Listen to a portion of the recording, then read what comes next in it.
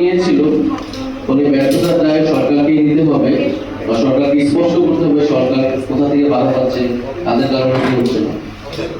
সরকার যেহেতু স্পষ্ট করেনি, আমরা মনে করি আমরা সরকারের উপর এটার জন্য নির্ভরশীল না থেকে আমাদের দায়িত্ব আমাদের জায়গা পালন করা উচিত।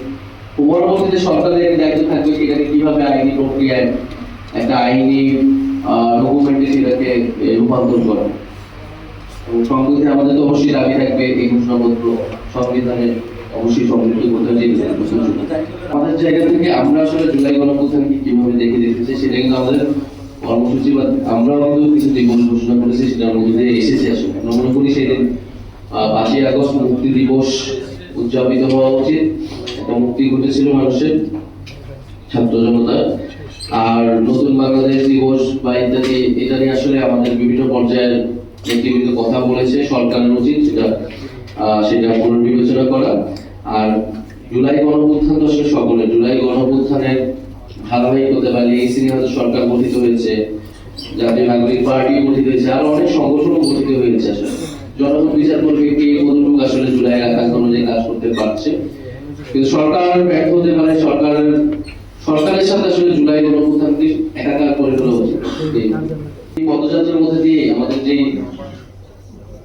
প্রধান দাবি এই সমাজে বিচার সংস্কার এবং নতুন সংবিধান, সেই দাবিগুলো কিন্তু থাকবে।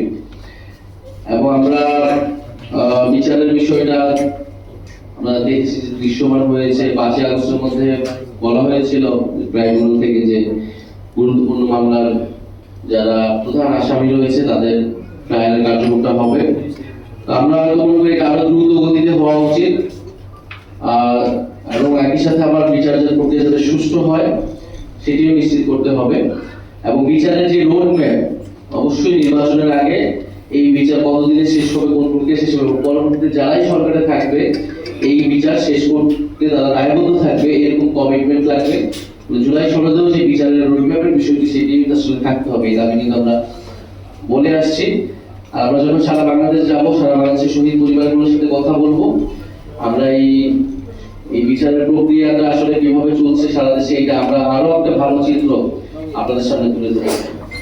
না, আমরা তো 31 ডিসেম্বর এই কর্মসূচিটি হাতে নিয়েছিলাম।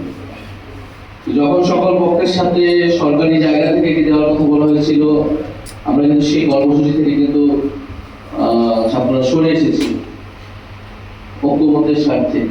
এবং 31 ডিসেম্বর থেকে আজকে কতগুলো মাস পার হয়ে গেল, ফলে এটি অস্থিরতা কমবে না, বরং এটি যে জুলাইয়ের যে আকাঙ্ক্ষা ছিল, বরং এটি আমাদের যে শহীদ পরিবার আহত এবং যারা আন্দোলন করেছিল তাদের মধ্যে অস্থিরতা তৈরি করেছে। সেই অস্থিরতা কমবে। জুলাইকে একটা ঐতিহাসিক যে প্রেক্ষাপট, সেই প্রেক্ষাপটের সেই সম্মানটা, সেই লিপিবদ্ধটা আমরা শিখেছি, লিপিবদ্ধ করতে হবে। এটা 1 বছরের মধ্যেই আসলে করা উচিত। ফলে আমরা আমাদের দায়িত্ব সেই লক্ষ্যে পালন করবো। এবং এই ঘোষণাপত্র ইস্তিহার রচনার জন্যই আমাদের সারা দেশে যাত্রা। আমরা জনতার দুয়ারে জুলাইকে নিয়ে যাব, তাদের বক্তব্য, তাদের প্রত্যাশা অনুযায়ী সেই ইস্তিহার এবং সেই ঘোষণাপত্র রচিত হবে। পরিকল্পনা নিয়েছে গণঅভ্যুত্থান জাদুঘর, যেটা সেটাও উন্মুক্ত হওয়ার কথা 5ই আগস্টের মধ্যে। এই মাসের মধ্যে আসলে আপনারা দেখতে পারবেন, সরকারের দায়িত্ব পালন করেছে ইতিহাস সংগ্রহ করতে। এটার জন্য আমাদের দেখতে হবে, এটা করতে হবে আগামী মাস।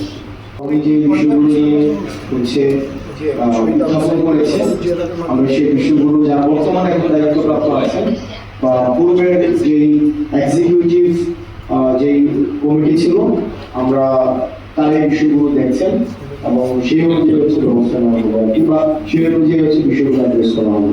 ধন্যবাদ।